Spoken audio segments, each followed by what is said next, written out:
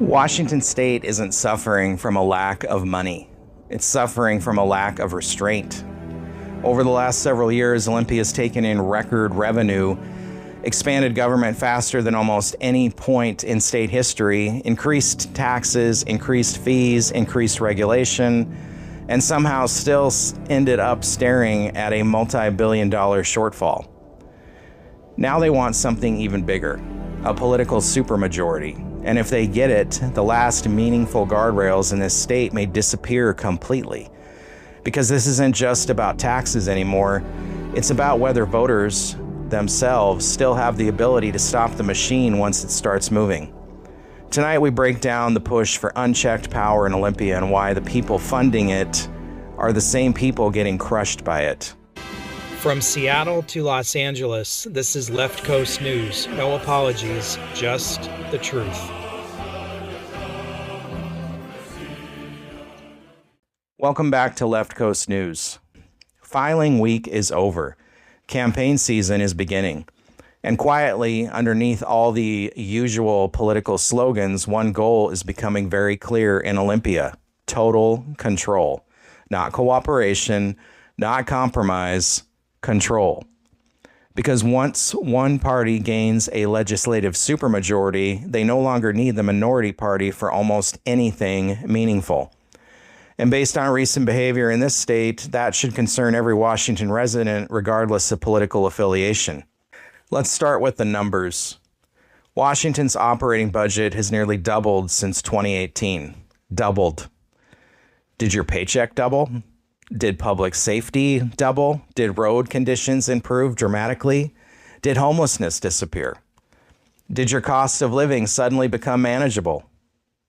No. Instead, residents got some of the highest gas prices in America, some of the highest rents, rising utility costs, higher vehicle tabs, higher business costs, and a government still claiming it doesn't have enough money. That's the part they never explain. How do you go from historic tax collections to billion-dollar deficits in just a few years? The answer is simple. Government expansion became the priority. Efficiency never did.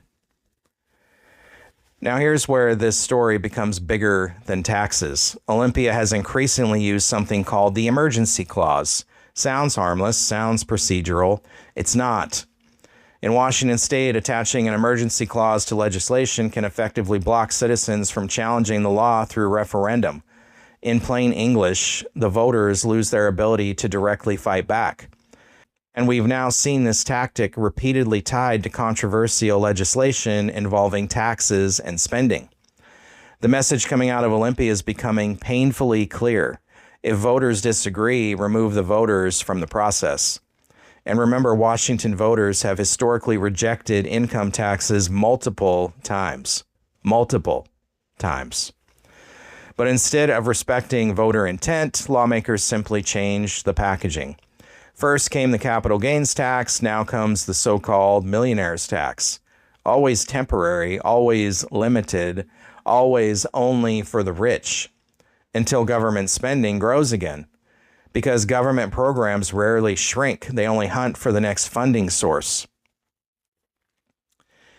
And before anyone says, well, maybe they just need more funding, let's review the track record. Washington lost nearly $1 billion in unemployment fraud during the pandemic, one of the largest fraud failures in the country.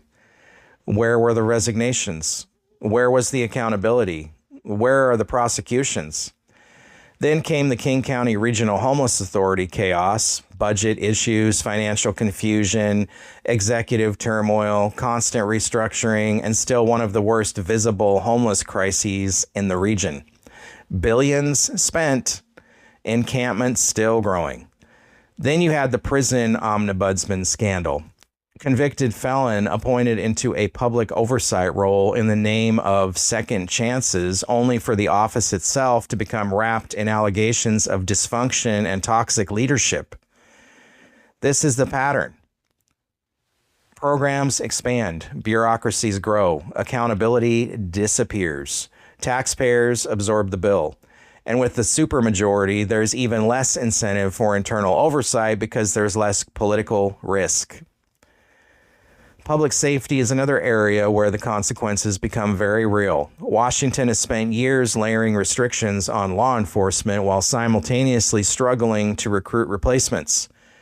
Departments across the state have faced staffing shortages. Response times have climbed. Experienced officers have retired early or left entirely.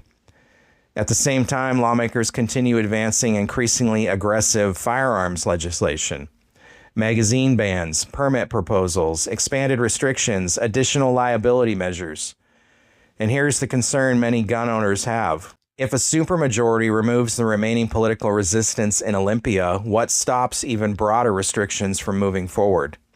Especially in a state where lawmakers have already shown willingness to bypass voter backlash using procedural tactics. Whether people support gun restrictions or oppose them, one thing should concern everyone. Major constitutional questions should involve robust debate and meaningful opposition, not one-party acceleration. Because rights erode faster when nobody inside government has the power to stop the momentum. Meanwhile, businesses are increasingly warning they may leave the state altogether. Why? Because employers aren't just calculating taxes anymore. They're calculating instability. Higher labor costs, higher insurance costs, higher energy costs, higher crime concerns, regulatory uncertainty, and now the possibility of even more taxation if spending continues spiraling upward. You can only squeeze the productive base of the state for so long before people start looking elsewhere. And once businesses leave, the tax base shrinks, which means government comes back to the people who stayed again.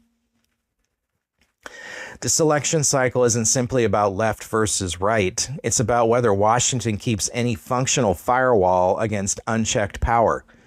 Because once a supermajority exists, compromise becomes optional. The same lawmakers who expanded taxes, bypassed referendums, oversaw massive fraud, exploded spending, and struggled to control basic public disorder will gain even fewer obstacles standing in their way. And history shows something very clearly. Government rarely limits itself voluntarily. That only happens when voters force accountability back into the system. The emergency in Washington state isn't a budget crisis. It's a government culture that increasingly believes opposition itself is the problem. That disagreement is an obstacle, that voters are something to maneuver around instead of represent. And once that mindset takes hold inside a supermajority, the guardrails disappear fast. If you made it this far, you already know the corporate media isn't going to have these conversations honestly. That's why independent channels matter now more than ever.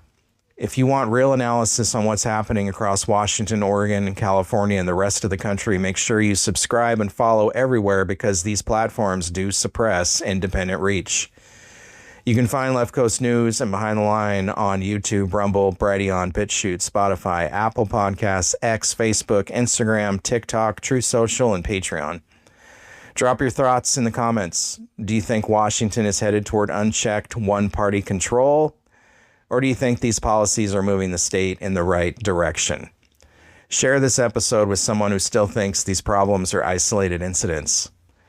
Stay sharp, stay aware, and keep watching the West Coast, a broader institutional power issue instead of just a culture war tangent.